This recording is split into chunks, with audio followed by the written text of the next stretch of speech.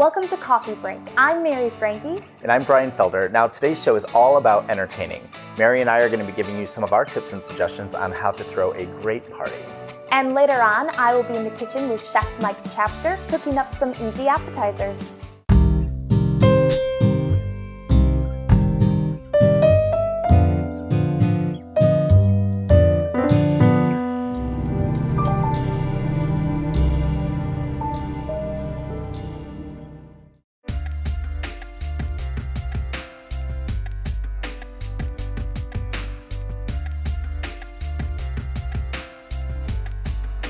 Welcome back.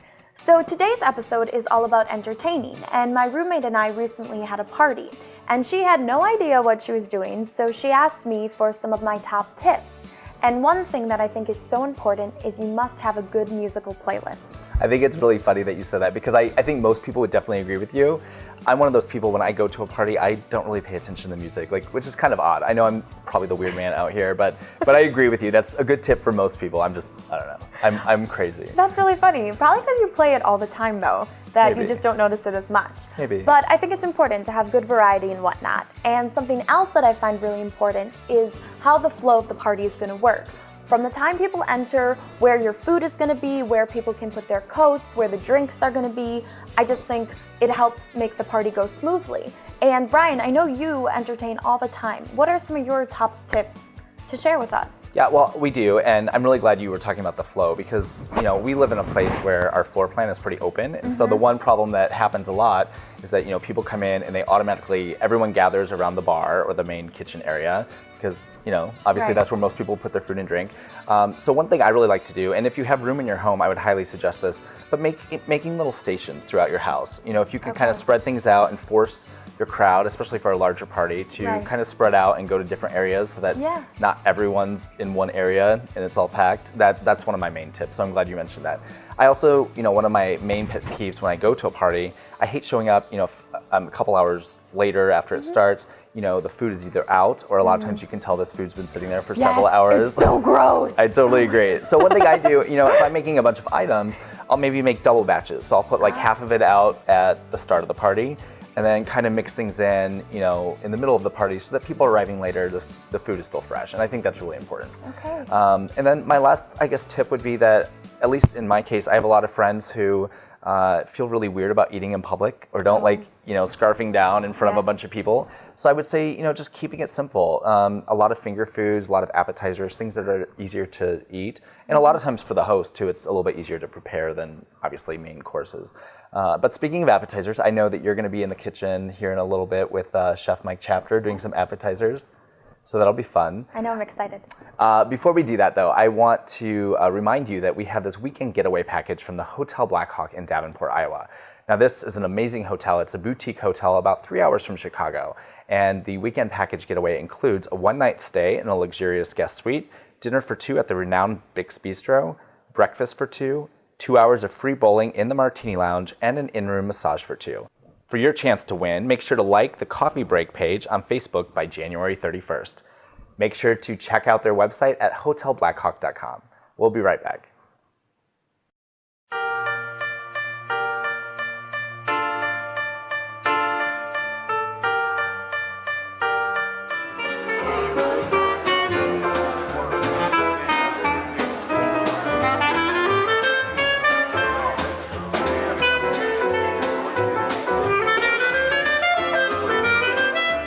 The level of luxury that Hotel Blackhawk offers does not stop in the entrance, lobby, or signature restaurant. Every guest is greeted with posh accommodations as they enter their room. While the rooms all have different layouts, all are stunning and beautifully designed. Many of the guest rooms resemble the 2-bed, 2-bath residential suites, which include large showers and a jacuzzi tub, office areas, large kitchens, washer and dryer in unit, and private patios with beautiful views.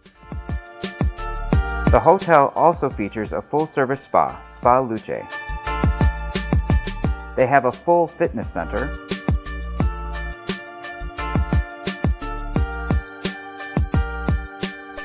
and a pool with an outdoor deck.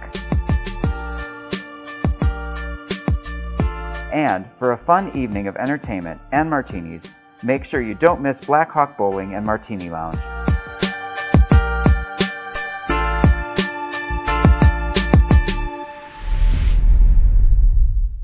Welcome back. Here we are with Chef Mike from Urban Kitchen. Mike, tell us about your show. Well, Urban Kitchen is really all about easy, fresh ideas that you can make at home that don't require a lot of extra work, a lot of extra utensils and equipment. So things that you can make in a small urban space, but that are still relatively simple and delicious. Great. Well, I'm hungry, so I want to jump right in. What are we making today? Well, in the spirit of simple, we're going to talk about some really great appetizers that you can do for a New Year's Eve party or any cocktail party, really. Okay. And so we're going to make 4 different kinds out of one simple ingredient, which is phyllo dough. Okay. And so the phyllo dough you can actually buy in the freezer section. It's found in where you buy like frozen pie or frozen desserts. And it's really important that you let it thaw out in the fridge, usually the night before, because it's really hard to work with if it's not totally frozen. So it says it's a pastry sheet. Is it sweet or? It's not sweet. It's just a really, really thin dough, and you'll see as I roll it out here. This is what they use to make baklava, the really kind of famous Greek dish. Right. And it's just paper thin little sheets of dough. It's really, really delicate. So I'm going to lay one right here. And it's also really important that you keep the phyllo dough covered up when you're not using it, because it tends to get dried out and it's going to crack. Yeah, you can tell it's really thin. It's really fragile. So we're going to use 2 sheets, and in between we're going to spray it with a little bit of cooking spray. All right. So normally, when you're making recipes with phyllo dough, usually you brush it with butter, and you brush it with lots and lots of butter. And not only is that unhealthy, it's a little messy, and the brush kind of breaks up the phyllo dough. So I think it works just as well with the cooking spray. Great. So 2 sheets. 2 sheets. All right. And then give that another spray. Okay. Just all over? All over. It's like bug spray, but not. Okay, awesome. So each 2 sheets is going to make 4 appetizers. So hand me the pizza cutter. This is the really easiest way to do this instead of using a knife. So I'm going to cut the phyllo in half, just all the way down. And I'm going to cut each one of these in half. All right. So 2 sheets makes 4. Right. Awesome. And the phyllo dough, in the package, you get 2 rolls of it, and 1 roll will make about 20 appetizers. Wow. So if you use the whole package, you get about 40. So you can put anything in here. It's really great. It's a great way to use leftovers. If you have leftover Christmas turkey or ham or something, just throw whatever you got in the fridge. So I've got a few different ideas. So hand me that little bowl there. I already sauteed some mushrooms and onions with a little bit of fresh thyme. Yeah. And so this is a nice little vegetarian option. Great. So I'm going to put just a small amount, maybe a teaspoon or so. Okay, so you really don't need much. Because we're going to fold these up and roll them into little triangles, and they're going to get a lot bigger as we roll them up together. Great. Can I tell you something?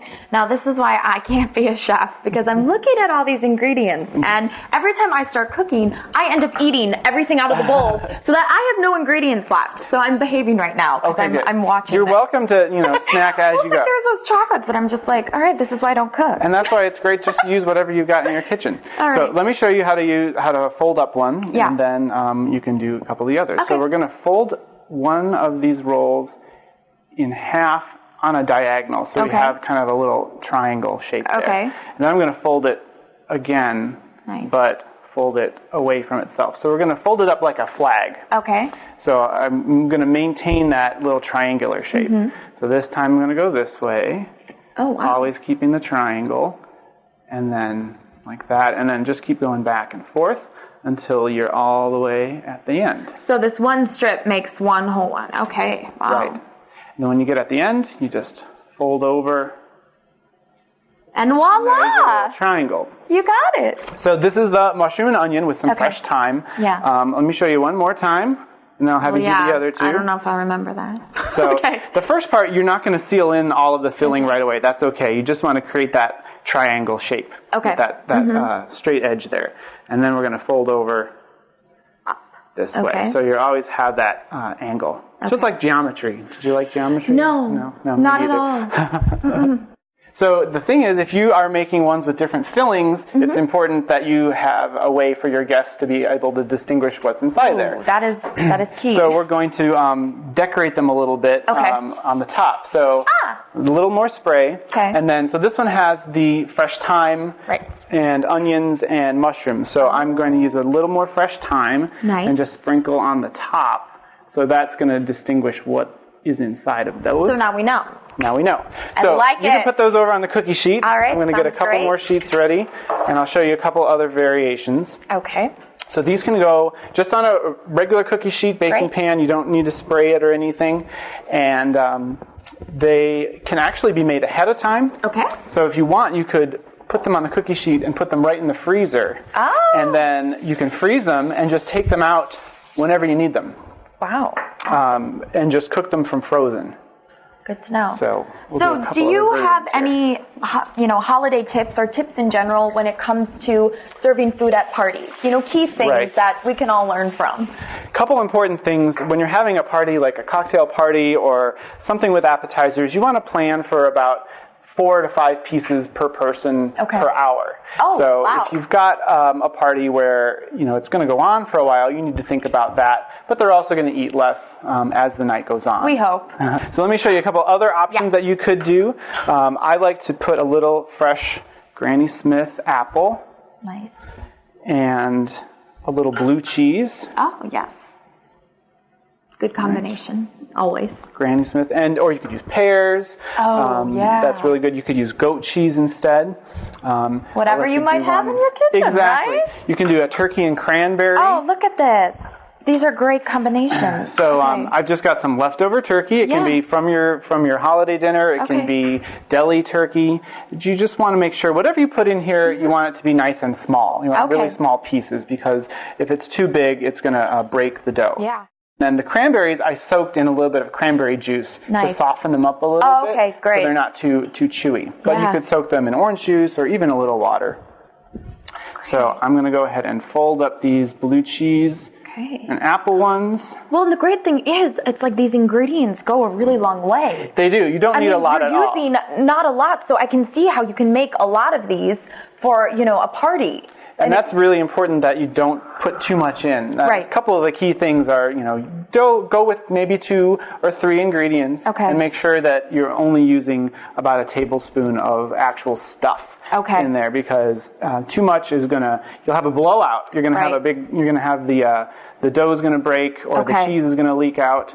We can do this together. Oh. Wow, multitasking, teamwork. Getting your party done in quick amount of time. Yeah, no, that's great.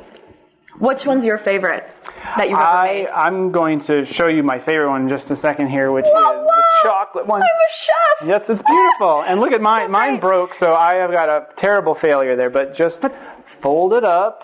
It's like you can save it no matter what. You can. So I'm sorry, what did you say your favorite was? One of the other variations that we probably don't have time to do that one today, but you can use a little chocolate chips and almonds, and I have some mascarpone cheese, so you have a nice sweet version, or you could use cream cheese or creme fraiche. It's just a nice little sweet So you can ending. Satisfy your taste buds with this in a lot of ways. The salty, the sweet, whatever you're going for. You can go spicy or savory. I'm digging this. So for the ones that I made with the blue cheese and pear, or blue cheese and apple, the blue cheese and apple ones, I'm going to grate a little fresh nutmeg on the top. Oh, nice. My fresh little nutmeg grater here. And that, again, that's going to distinguish what's in there. Which is very important because, And then for the turkey and cranberry ones, little spritz. Great. Just to make it stick. And a little fresh ground pepper. Wow. So that way you can always tell your guests, okay, the ones with the pepper have turkey, the ones with the thyme are vegetarian, and you can put a little cocoa powder on the ones that have the chocolate in it. And then these just go into the oven. All right. About 12 to 15 minutes, 350, until they're just nice and crispy and golden brown. Wow, I know what I'm doing at my next party. This is great. And then, of course, we have some already done. Yes. Oh, look. So if you do it right, this is how it should look. So I have these really pretty display plates, and that's really important when you're having a party. Find some fun plates and things. Go off the track and maybe find something vintage or recycled. Go to some of the resale shops. But this is a fun shape. This I think is from just a Crate and Barrel or something. Oh, I love Crate and Barrel. You can get two of them and put them together. But we have the ones with the thyme, our delicious mushroom and onion ones. The cocoa powder here are chocolate flavored ones, and I've got the ones with the turkey. So should we give them a try? Yeah. Pick your favorite. I'm gonna go. I gotta go for the chocolate. I gotta go with the. It's my weakness. Mushroom. Okay. Thank you so much, Chef Mike, for joining us today. This was great. You're welcome. It's been my pleasure to be here. Oh my God. Delicious, right? This is so good. And really easy. I had so much fun with Chef Mike Chapter. And for more great cooking tips, check out Urban Kitchen on gaytvonthego.com. If you want to become part of the conversation, of course, follow us on Facebook or Twitter using #CoffeeBreakTV. Thank you for watching. We'll see you soon.